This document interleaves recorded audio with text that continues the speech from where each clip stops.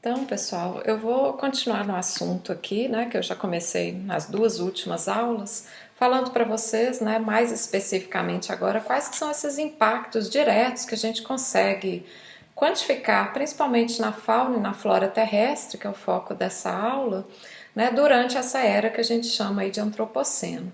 Né? Então eu falei nas últimas aulas a importância da gente entender as categorias, né, de risco e de extinção das espécies, especialmente agora, né, durante o antropoceno, em que a gente sabe, né, que a gente realmente está deixando nossa marca aí, né, na Terra e nesses recursos naturais. Então, a conexão, né, entre o bem-estar humano e o bem-estar, né, dos recursos naturais, da fauna, da flora, a manutenção das interações, provavelmente, né, isso será a solução que a gente vai encontrar para a sustentabilidade. Né? Então, a gente precisa pensar com bastante foco, né, o que a gente pode fazer para modificar um pouco essa situação, né, que a gente tem vivido recentemente aí, né, globalmente, né, em todos os locais onde a gente detecta essas mudanças aí de cunho, né, ou de força antrópica. O que eu gostaria de falar para vocês um pouquinho hoje é sobre um processo que a gente tem visto que acontece, né, nesses ambientes naturais e vem acontecendo há bastante tempo, mas mais intensificado agora durante o antropoceno, que é o que a gente chama de defaunação.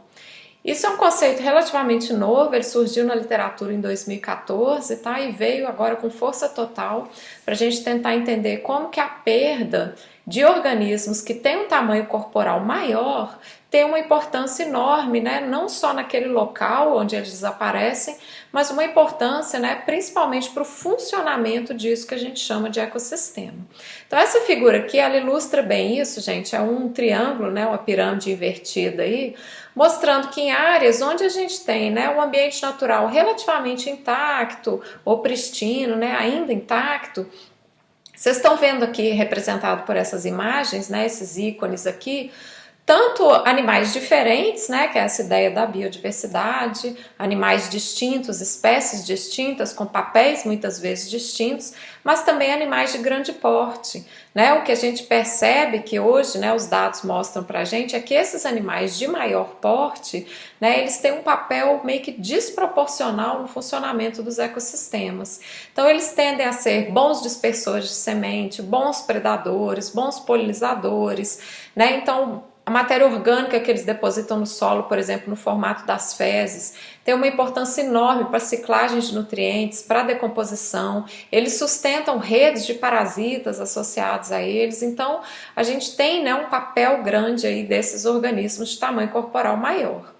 À medida que a gente vai mudando esse ambiente natural, que é o que vocês estão vendo aqui para baixo, e a gente vai reduzindo esses animais, né, de grande tamanho corporal, a gente vai chegando num ponto, né, de ambientes onde esses animais não estão presentes, até um extremo aqui, que é o que a gente chama de floresta vazia, onde a gente consegue perceber a presença de algumas espécies, vocês estão vendo alguns roedores aqui, mas quando a gente perde todos esses animais de maior tamanho corporal, a gente tem um impacto muito grande, então, no funcionamento, né, como que são os processos ecológicos que acontecem nesses ambientes. Então, de onde que veio essa ideia? Né? Surgiu desse trabalho do Dirso, um pesquisador mexicano, né, que hoje está sediado aí nos Estados Unidos, que cunhou, né, e veio com essa ideia da defaunação no antropoceno.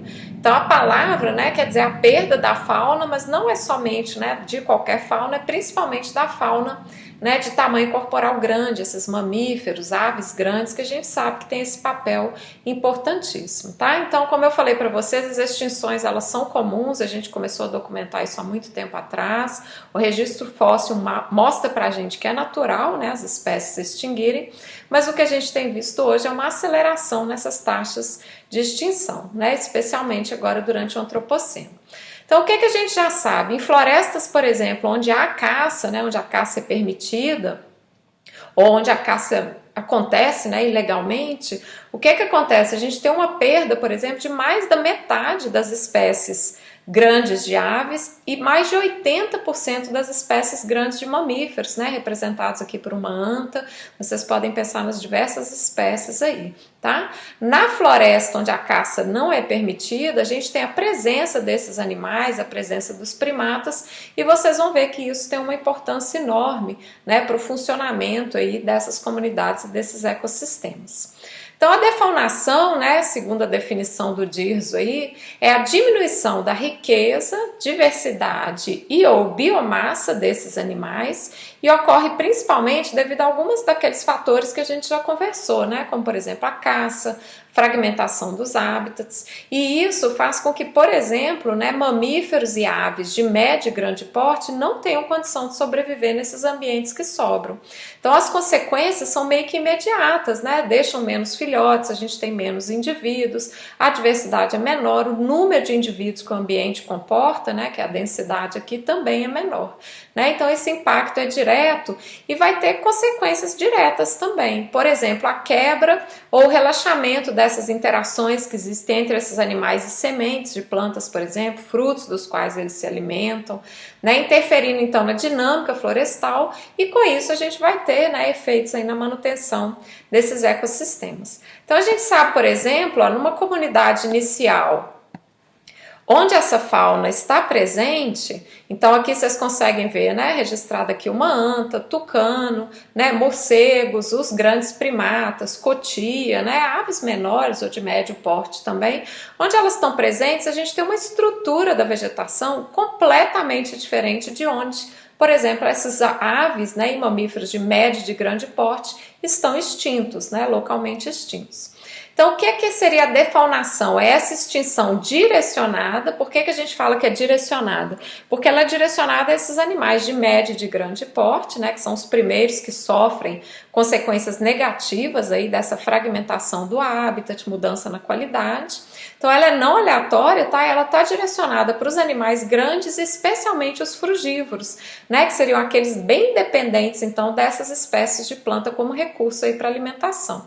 Então essa comunidade final defaunada, gente, vocês vão ver árvores de menor porte, né, porque a gente só tem animais pequenos fazendo a dispersão, eles só têm condição de se alimentar de frutos, né, pequenos, que trazem sementes pequenas. Então a gente vai ver uma mudança aí completamente na cara da floresta, tá? Então, numa floresta intacta, como é esse caso que vocês estão vendo aqui, a gente está representando aqui, ó, plantas, árvores que têm sementes pequenas, por esse verde mais escuro, as árvores que têm sementes grandes, tá? Por esse verde aqui mais clarinho, e algumas plantas que são dispersas pelo vento, né? Que não dependem desses animais. Então essas, vocês vão ver que elas continuam presentes, né? Nessa floresta defaunada. Então, representado em cinza clarinho aqui estão os animais que a gente perde, né? Nesse processo de mudança aí no uso da terra, na fragmentação. Então, olha só, a gente perde os grandes primatas, as aves grandes, como é o caso dos tucanos, né? Cutias, um caso aqui representado um veado. Então a gente perde todos esses animais bons dispersores aí. A gente consegue manter, né, essas plantas que não dependem dos animais para dispersão, mas percebam que essas são espécies menores, né? E qual que é o problema dessas espécies menores, né? Ó, a gente está perdendo todas as espécies de grandes sementes aqui. Espécies menores, gente, como eu já mostrei para vocês lá na aula anterior, no trabalho bem recente, né, que saiu semana passada aí na Science, quanto menor a altura da planta, menor a chance, né, a chance que ela tem de sequestrar carbono, né? Então a gente vai ter uma conversão menor, um aprisionamento menor de carbono nessas plantas na forma de biomassa. E isso vai ter consequências, né, para a estrutura, para a cara da floresta aí, como a gente vai perceber. Então, bem recentemente também, esse aqui é um artigo da Carolina Bello, de 2015, deixa eu ver onde que eu consigo colocar isso aqui para vocês lerem. Mostrou como que a defaunação consegue afetar o estoque de carbono nas florestas tropicais, tá? Então, isso aqui é um time de pesquisadores, aí, vários brasileiros, tá mostrando que na floresta não defaunada, gente, o que acontece é que ela é muito mais eficiente para sequestrar carbono, tá? Então essas árvores que vocês estão vendo aqui, que são dispersas por esses animais, né, maiores, ó, anta, cutia, os primatas aí, aves de médio, de grande porte, o que acontece? Elas têm madeira mais densa, tá? Biomassa maior de folhas, e com isso elas conseguem sequestrar, né, aprisionar, incorporar mais carbono da atmosfera, tá? Elas usam muito mais carbono do que plantas menores. Então o que está mostrando aqui, ó, é que a densidade da madeira ela é muito maior onde a gente tem plantas que têm frutos grandes, né? Mas para que essas plantas sejam dispersas, a gente precisa dos animais grandes, tá? A gente não tem condição de aves pequenas, né, pequenas ou médio porte aí, transportarem, por por exemplo, a utilizarem grandes frutos, né, que normalmente é mais uma atividade aí desses mamíferos ou aves de médio e de grande porte, tá? Por que a gente foca tanto nos frutos, né? Porque isso é uma interação super importante, que é a dispersão. É assim que a madeira se move na floresta, tá, gente? Não tem outro jeito, né? A não ser carreada aí pelo vento, no caso dos frutos pequenininhos. E com isso, esses animais, né, eles ingerem os frutos, muitas vezes a semente fica intacta, passa pelo trato digestivo, eles carregam esses frutos para longe, e aí quando eles defecam, né, a semente então faz esse processo, né, se cair no local adequado, a gente tem esse processo da regeneração, né, e o nascimento de novos indivíduos aí na floresta, tá? Então o que a gente sabe é que eles são essenciais para esse processo de dispersão, e tem a ver o tamanho do animal com o tamanho do fruto, né, que ele consegue então carregar. E hoje o que a gente tem visto é que a defaunação é uma consequência direta da fragmentação e do isolamento, tá, gente? Então, quando a gente pega ambientes como esses aqui, onde eu tenho uma floresta contínua, tá? Nesses locais, muitas vezes a gente consegue, né, sustentar populações grandes. Esse aqui é um jacu, ó, tucanos, né, onça pintada. Então, em áreas maiores, a gente consegue ter esses grandes animais, tá? Mas se a gente pega, né, por exemplo, fragmentos isolados, muito próximos de florestas, né, muito próximos de estradas, desculpa, ou de áreas, por exemplo, onde a gente tem já uma alteração ambiental, né, representado pela caça aqui, a gente vai perder esses animais grandes, tá? Então a gente tem às vezes uma fauna, né, e uma flora completamente diferente. Então o que a gente sabe é que esses fragmentos de tamanhos diferentes, as áreas contínuas, né, de vegetação natural, não só florestal, tá, gente? Mas vegetação mais aberta, como é o caso dos cerrados, dos campos aí. E as bordas de fragmento têm dinâmicas completamente diferentes, né? Em termos aí dessas espécies presentes, o que elas dispersam e qual que é a cara, então, daquela vegetação. Eu já conversei com vocês, né, sobre o tal do efeito de borda, ou seja, fragmentar o habitat e criar, né, essas bordas. Ó, aqui eu tenho um ambiente intacto, então eu tenho uma distância relativamente grande do centro até a borda.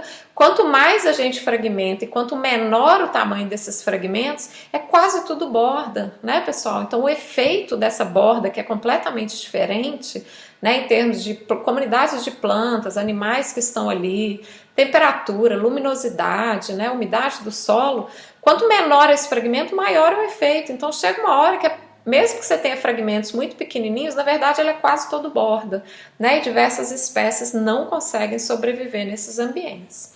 Então, o que esse trabalho do Dirzo mostrou, ó, lá em 2014, essa aqui é a referência, é que realmente a gente já está detectando, né, a partir desses processos de fragmentação e declínio na qualidade do habitat, declínio global em vários grupos, tá? Então, esse aqui foi um dos primeiros levantamentos para insetos, tá? Agora em 2020 saiu um outro também, mostrando então que a maioria, né, dos grupos aí a gente já tem um declínio, tá? Então 33%, ou seja, mais de um terço, né, aí das ordens de insetos mostram declínio nas populações, é o que está representado aqui nessa primeira figura, ó, pelas barras vermelhas, tá?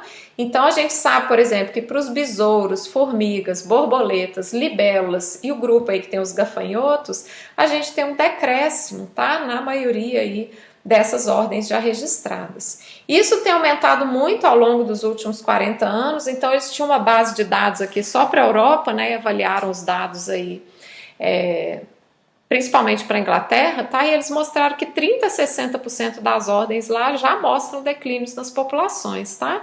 De novo, besouros, formigas, borboletas e libélulas, né? Então a gente tem um declínio muito grande aí. Calcular um índice global, gente, de abundância de invertebrados e vira um declínio de 45% de todas as espécies, tá? Então tá bastante grave aqui para as borboletas, e que eles juntaram todas as outras, né? E para as borboletas, que normalmente são muito sensíveis ao habitat, aí a gente já tem visto esses declínios consideráveis na diversidade. E esses animais, gente, é um grupo, né, que a gente trabalha lá no laboratório, eles são bem sensíveis ao habitat mesmo, então pequenas modificações, várias dessas espécies desaparecem, e além disso, né, elas são excelentes polinizadoras. Né? Então várias delas se alimentam de néctar aí, fazem a polinização de plantas. Então esse declínio, né, vai levar aí a problemas no funcionamento, claro, e já está levando, né, a problemas aí no funcionamento desses ecossistemas, como é o caso da polinização, tá? Mesma coisa para aves e mamíferos, a situação também não está nada bonita, né? Então aqui a gente tem os declínios globais de mamíferos e aves. Quanto mais escura a cor aqui, pessoal, maior é o número de espécies já extintas, tá? Então, se a gente der uma olhada aqui, ó, na nossa região, Brasil, e principalmente, né, na floresta tropical úmida e na região aqui de contato entre o cerrado, né, e a Pantanal e a floresta úmida, é onde a gente mais tem declínio global, né, dessas espécies de aves e mamíferos. E a gente está vendo muita coisa em amarelo aqui, parece que a situação deles está boa, mas não, é porque o declínio aqui já aconteceu há mais tempo, tá? Isso aqui é um trabalho mais recente. E o que esse trabalho mostrou também, eles fizeram um experimento bem bacana em que eles removeram experimentalmente os grandes mamíferos, né? Como que isso foi feito? Eles cercaram algumas áreas, impediram o acesso a essas áreas por esses grandes mamíferos, tá? Isso foi feito na África, e com isso eles conseguiram comprovar, né, de certa forma, e mostrar que realmente tem um impacto de tirar esses mamíferos, tá? Esses grandes mamíferos, né, os de médio e de grande porte. E normalmente, ó, esses impactos, gente, às vezes são a partir de coisas muito sutis. Olha só o que é que eles mediram. Eles mediram a quantidade de pilhas de fezes desses animais, né, onde eles tinham acesso, então é o que eles chamaram de controle, e aqui são os que eles excluíram. Então, quando você exclui esses grandes mamíferos, uma coisa que você está tirando desse ambiente é cocô, né? Então, a gente tem uma pouca deposição de fezes e isso vai cascatear, tá? Vai influenciar aí diversos outros consumidores, tá? E não é diretamente, não, é porque a gente tem uma menor quantidade de fezes, então você muda a cara da floresta. Vários desses organismos, ou da savana, né, ou da vegetação, aí que eu quero dizer, e vários desses organismos são frugívoros, né? Vários deles atacam plantas, a gente tem roedores aqui, alguns parasitas, né, serpentes. Então a gente vai ter, gente, uma quebra, tá, dessas interações entre plantas e animais, com micorrizas, né, que estão presentes lá no solo e permitem o crescimento dessas plantas, as funções dos serviços ecossistêmicos, né? Então uma coisa relativamente simples, que é a presença desses animais e a presença das fezes desses animais muda completamente a cara desse ecossistema savânico aqui, tá? Então, só para fechar aqui, ó, eles removeram esses grandes animais, tem efeitos em cascatas para outros grupos, alguns grupos acabam proliferando, né? Quando a gente tira esses animais grandes, normalmente os animais menores, né, eles tendem a aumentar em número aí, mas a gente tem uma série de efeitos nas interações, né? Então a gente precisa de dar uma olhada nisso, ó, aumenta a prevalência de doenças, reduz a quantidade de micorriza, diminui a taxa de transpiração e fotossíntese das plantas, né? Por quê? Porque a gente altera a comunidade vegetal, tá? Então é importantíssimo a gente olhar esses efeitos. E a mesma coisa, gente, tem sido feita aqui no Brasil, né? A gente tem avaliado principalmente para as aves frugívoras, né? Então tem várias representadas aqui, ó, jacu, jacutinga, tucano, sabiá, né? Então, principalmente em áreas de Mata Atlântica aí, várias dessas espécies associadas às palmeiras aí, né, aos coquinhos, então são excelentes dispersores aí dessas plantas, e a gente tem visto que reduzir essas aves de médio e de grande porte, né, e também esses mamíferos, tem um efeito absurdo nas comunidades, nos ecossistemas. Como é que a gente consegue medir isso? Principalmente em relação aos frutos que elas ingerem, que carregam as sementes, né, que seriam a chance aí dessas espécies darem origem, né, a novas plantas aí e fazer o que a gente chama de regeneração florestal. Então, o que acontece aqui? Olha só, esses animais pequenos, né, como é o caso, por exemplo, de um sabiá ou aves menores que os sabiás, normalmente eles selecionam sementes pequenas, tá, gente? Tem uma limitação aí no tamanho do bico que permite que esse animal só vai conseguir ingerir sementes pequenas.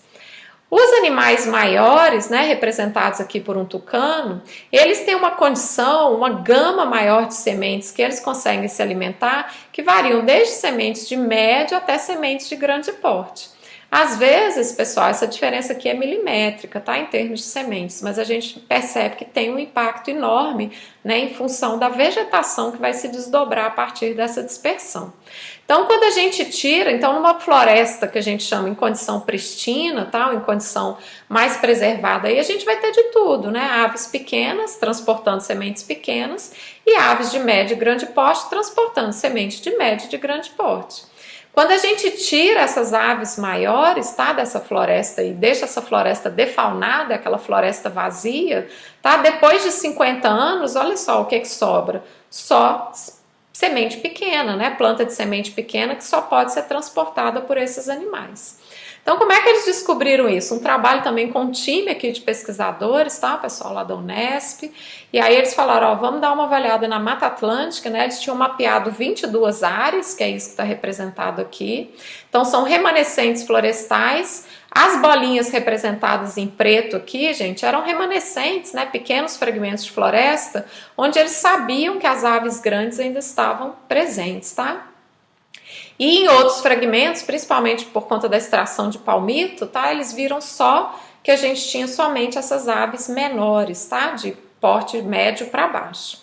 Então eles deram uma olhada no que estava acontecendo, né, na dinâmica florestal ali. Então tem um vídeo aqui, vamos ver se vai passar para vocês, porque ele explica bem rapidinho, tá, gente, a ideia desse trabalho, e depois quem tiver curiosidade dá uma lida aí nessa referência.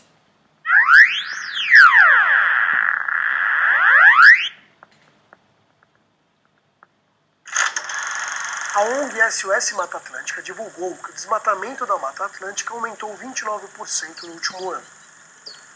São óbvias as consequências graves do desmatamento. Um exemplo é o aumento do ritmo de extinção de espécies brasileiras. É óbvio, mas isso não quer dizer que comove quem desmata.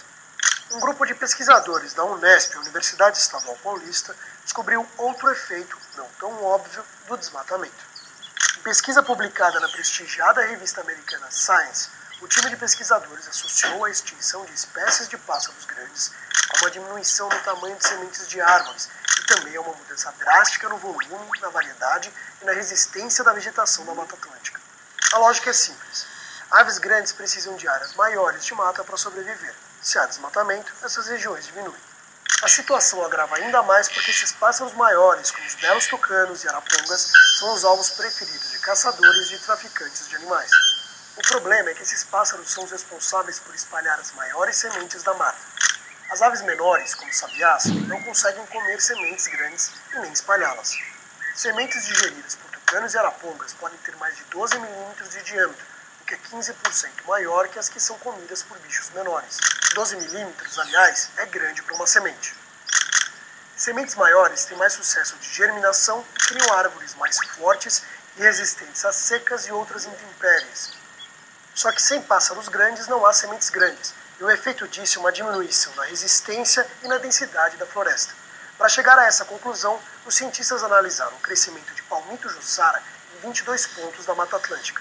Nos pontos que ainda tinham uma quantidade expressiva de exemplares grandes de animais como tucanos, apenas 33% das sementes espalhadas eram comidas e distribuídas por aves menores, como sabiás. Locais onde menos da metade dos pássaros eram das espécies maiores, o número sobe para 98% das sementes sendo consumidas e distribuídas pelos bichos menores. Em comparação com as áreas que têm as aves grandes, as regiões que não têm esses pássaros têm metade da abundância de vegetação. A lógica descoberta pelos pesquisadores da Unesp serve para qualquer ambiente, seja uma selva, uma floresta ou uma savana. Mais do que falar de pássaros e árvores, o estudo é mais um ingrediente que ajuda a decifrar como as ações do homem realmente afetam a natureza. Legal, né, pessoal? Ou seja, a gente sabe, né, a gente já conseguiu detectar esse impacto, né, e perceber como que a gente pode, né, tomar algumas ações aí para modificar isso, tá? Então, o que eu vou finalizar agora esse bloco, né, essa aula aí, é passar para vocês um pouquinho do que está nesse último relatório, né, do IPBES, como eu já mencionei em outras aulas, que mostra para a gente o que a gente sabe até agora, né, sobre os efeitos aí da ação humana nesses ecossistemas. O que a gente sabe? A gente tem causado um depósito absurdo, sem precedentes, sem números que a gente pudesse imaginar, em termos de resíduos sólidos no planeta, né, que tem diferentes graus e tempos de decomposição. Então, advindos da construção civil, da indústria, né, o próprio lixo doméstico, lixo hospitalar.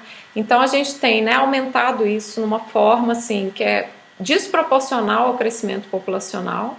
Né? Então, eu acho que essa figura aqui retrata bem isso. Então, isso tem um impacto enorme nos ecossistemas.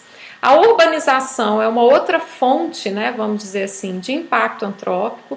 Então, o desenvolvimento das cidades em locais onde a gente nunca podia, né, imaginar que a gente teria cidades arquitetonicamente montadas aí nesses ambientes. Então, a gente tem uma estimativa aí, né, de que muito em breve, nos próximos 30 anos, em torno de 30% de toda a população mundial esteja vivendo, né, nessas grandes cidades. Tem tido esse movimento crescente, né, em direção às cidades aí. E é claro que isso tem um impacto, né, a urbanização tem um impacto absurdo aí no uso do solo. Né? Então a gente tem também pequenas iniciativas aí que têm dado certo, né? Depois eu vou falar um pouquinho a respeito disso para vocês, a manutenção dessas áreas verdes nas cidades, mas a urbanização em si é um grande impacto, né, durante aí o antropoceno. Então, onde que a gente está hoje, o que é que a gente sabe, né? Então, o que eu vou passar para vocês são só alguns dados, tá, gente? Isso aqui é um relatório completíssimo, não tenho a menor pretensão de, numa aula curta, né, ainda mais numa videoaula, passar toda essa informação para vocês, mas o IPBS está disponível aí, basta vocês digitarem, né, isso aí no Google, vocês vão encontrar aí, é uma plataforma internacional para avaliar tanto a biodiversidade quanto os serviços ecossistêmicos, e a gente tem relatórios, né, anuais aí sendo feitos, né, sendo mantidos, e o último, então, como eu falei para vocês, de maio aí de 2019. Então a plataforma, gente, ela foi criada em abril de 2012, né, nessa ideia de que a gente precisa de prestar atenção na nossa pegada aí, né, nos ecossistemas, globalmente, o que está acontecendo, e reuniu, né, uma série de pesquisadores aí com esse objetivo de trazer informes, né, pautados aí na ciência, para os governantes sobre o estado atual da biodiversidade, dos ecossistemas e dos serviços prestados por esses ecossistemas, reforçando então a interface entre ciência e política. Tá? E essa plataforma ela vai disponibilizar informações que servem, por exemplo, para a gente aprimorar políticas públicas, né, estratégias aí que podem funcionar em favor da conservação e esse uso sustentável da natureza. Isso tudo vai trazer bem-estar para a gente mesmo, né? Então, quais são as funções do IPBS? Produzir esses diagnósticos sobre a biodiversidade e os serviços ecossistêmicos, identificar qual que é o conhecimento necessário para subsidiar essas decisões políticas, desenvolver ferramentas, como é o caso das bases de dados, tá? Para dar suporte a essas decisões, catalisar a produção de novos conhecimentos, né, reunindo esses times de pesquisadores e capacitar os profissionais, né, as próprias instituições aí em relação a esse conhecimento aí da biodiversidade. Então são mais de 550, tá, gente, experts aí do mundo inteiro, né, mais de 100 países aí já envolvidos e que basearam esses relatórios em quase 12 mil, né, artigos científicos, né, e diversas fontes aí de publicação, né? Então não é brincadeira o trabalho aí desse pessoal, não, é uma base de dados super confiável, né? O que o IPBS, né? Então aqui não tem fake news mesmo não, tá? O que o IPBS faz, né? Então uma série de passos, como vocês estão vendo aqui, tá? Até que a gente chegue, né, nessas fases finais aí, onde esses relatórios são divulgados, mas começa, né, então aí pensando qual que é o objetivo, né, quem que vão ser esses experts em cada uma das áreas que vão trabalhar, qual que é a avaliação deles, né? Como é que a gente aprova e aceita esses relatórios finais aí, qual que é o uso, né, disso aí para a gente promover, então, políticas públicas que permitam, por exemplo, a conservação, o manejo, né, e alcançar os objetivos do desenvolvimento sustentável. Então, tem uma parte, gente, do site que está em português, tá? Quem quiser dar uma olhada lá depois. Ele opera em diversas escalas, né, local, nacional e global aí, mas é importante perceber, ó, que a natureza está bem no centro aqui, né, e quando a gente fala natureza, a gente está dizendo tanto a biodiversidade quanto os ecossistemas, né, sistema de interação aí que existe entre esses diversos componentes, e isso por si só já deveria ter, como eu falei para vocês, um valor de conservação, que é um valor que a gente chama intrínseco. Mas a gente pode pensar também nos benefícios da natureza para as pessoas, tá? Em termos de fornecimento de produtos, né? Madeira, água, alimentos, regulação climática, né? Ou a parte cultural, como é o caso do turismo ecológico, tá? E isso vai levar, ó, a qualidade de vida, isso vai levar ao bem-estar humano, né? Então viver em harmonia aí com a natureza, por mais difícil que a palavra harmonia seja, a gente sabe que traz um bem-estar humano, né? Então a gente precisa, né, de valorizar isso aí, tá? O problema é que a gente tem atividades, né, antropogênicas aqui, construídas, humanas, sociais, financeiras, que trazem impacto, né, para esses benefícios trazidos aí e funcionam como forças, né, diretas, indiretas, naturais aí, convertendo esse habitat, explorando esses recursos, né, trazendo mudanças climáticas aí, introdução de espécies que vão ter impactos diretos na natureza, tá? Então, com o tempo aqui, a gente observa algumas mudanças, né, e isso permite com que a gente tente, né, de certa forma, alcançar alguns desses objetivos aí dentro do desenvolvimento sustentável que trazem, por exemplo, o bem-estar humano, tá? Então, o que esses relatórios anuais vão retratar, gente? Quais são os serviços ecossistêmicos e quais são as consequências das mudanças no uso da terra para o fornecimento desses serviços? Tem um relatório do IPBS, por exemplo, que é só sobre a polinização, tá? Qual que é a redução da biodiversidade, como que estão essas extinções aí globalmente e como que a alteração na paisagem vai trazer consequências para essas comunidades e para os serviços, né, que elas fornecem aí gratuitamente para o meio ambiente. Então eu fiz um resumão aqui só desses pontos chaves, tá, do relatório de maio de 2019. Posso postar os relatórios para vocês, tá, gente? Grande parte deles está em inglês, mas tem figuras bastante interessantes aí, né, para quem for dar aula, quem está trabalhando aí com políticas públicas, né, que puder inserir esses resultados aí. Tá? Então, o que a gente sabe, né? Quais que são os pontos chaves que a gente sabe em relação a esse relatório? Primeiro, a gente tem algo em torno de 1 milhão de espécies ameaçadas de extinção nas próximas décadas, né? Então, é preciso fazer alguma coisa para reduzir as razões, né, da perda de biodiversidade. Como eu falei para vocês, as extinções sempre aconteceram, isso aqui é o número desde 1500, então aqui é a porcentagem cumulativa de espécies que já foram levadas à extinção, tá? Então isso aqui é o melhor cenário, né? Então a gente teria algo em torno de, né, meio aí, mas no pior cenário, o que a gente vê? Que, né, até o último ano aqui, ó, a gente tem grupos, como é o caso dos anfíbios, mamíferos, aves, répteis e peixes, em que os números continuam crescentes, né? Ou seja, a gente tem aumentado aí as extinções desses grupos. E é claro, né, que alguns grupos são mais prejudicados que outros, então todos esses aqui estão em risco de extinção, mas se a gente der uma olhada nos corais, ó, é onde a gente tem, né, um declínio maior no número de espécies, então tem menos espécies sobrevivendo aí ao longo das últimas décadas. Isso está muito associado, eu vou falar um pouquinho para vocês, né, dos impactos nos ambientes aquáticos numa próxima aula, mas está muito associado à acidificação aí dos oceanos, tá? E alguns outros grupos, né, como é o caso das aves, mamíferos e anfíbios, que essa figura aqui mostra quase uma linha reta, né, ou seja, nos últimos anos provavelmente a gente não conseguiu fazer nada, né, para mudar aí em relação a esse processo, esse caminho da extinção. Quem que seriam os responsáveis, né? Essas mudanças no uso da terra e da água são os responsáveis diretos, é o que a gente chama de direct drivers, tá? Desse declínio na biodiversidade. Então, aproximadamente 3/4, gente, 75% do ambiente terrestre e mais de 60% do ambiente aquático já foi modificado por essas atividades humanas, tá? Mas onde que a gente ainda percebe que existe, né, alguma esperança de mudança?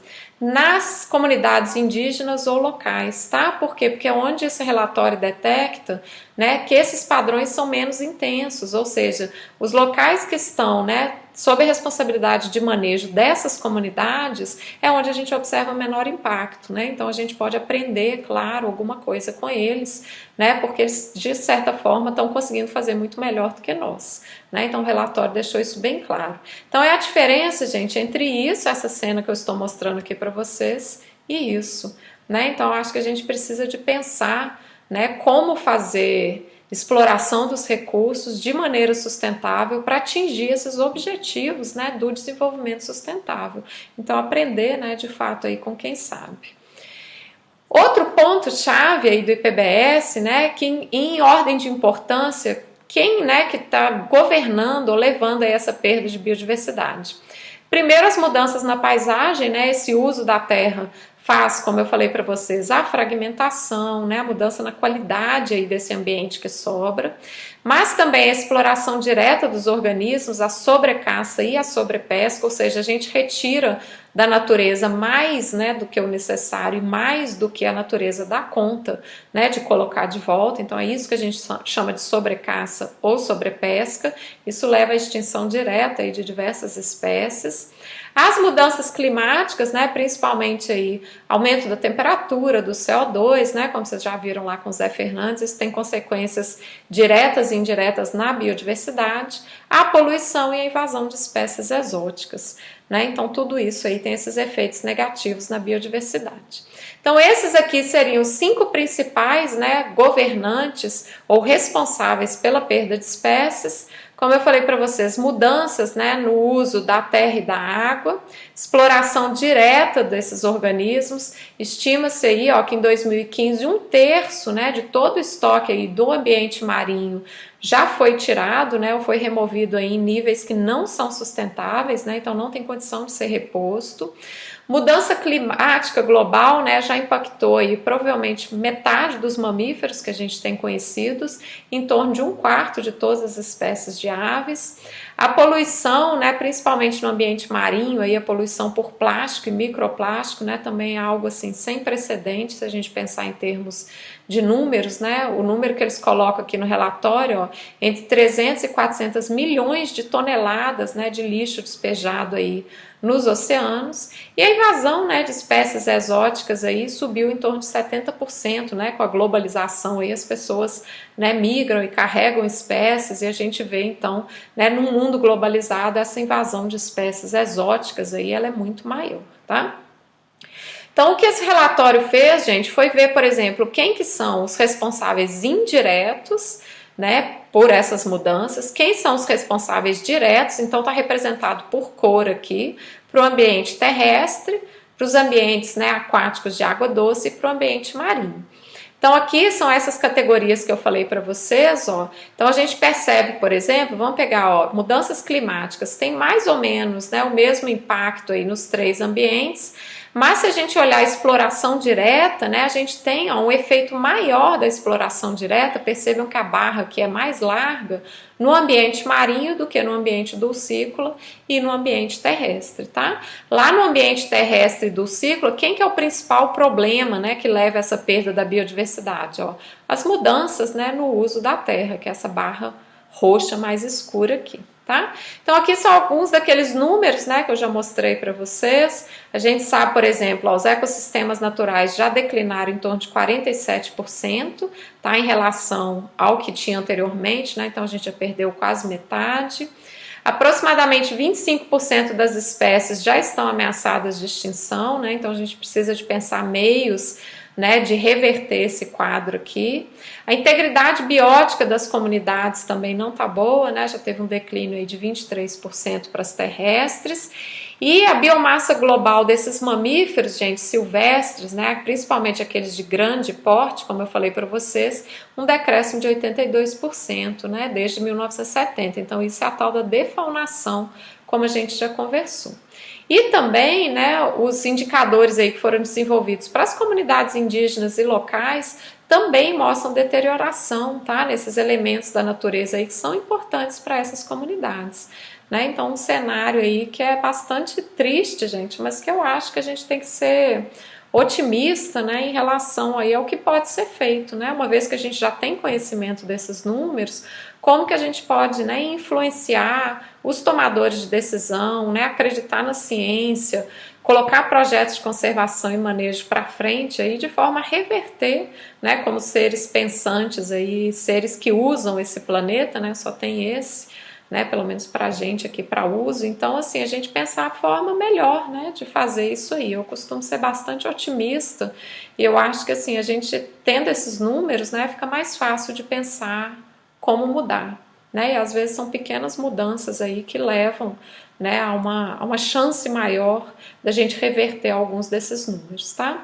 Então a conclusão, né, do IPBES em maio de 2019, já fez um ano aí, é que a saúde dos ecossistemas nos quais nós e todas as outras espécies dependemos está deteriorando mais rapidamente do que nunca, né, e a gente está, de certa forma, né, causando aí um problema para as fundações das nossas economias, né, da nossa própria existência, segurança alimentar, a qualidade de vida, o bem-estar humano aí globalmente, né? Então a gente pensar formas diferentes de fazer exploração desses recursos, eu acho que realmente a gente precisa produzir alimento, né, é absolutamente necessário para uma população em crescimento, mas pensar em fazer isso da melhor forma possível, de forma que a gente consiga, né, atingir alguns desses objetivos aí do desenvolvimento sustentável, né? Como a gente tem conversado aí desde o início da disciplina, tá bom?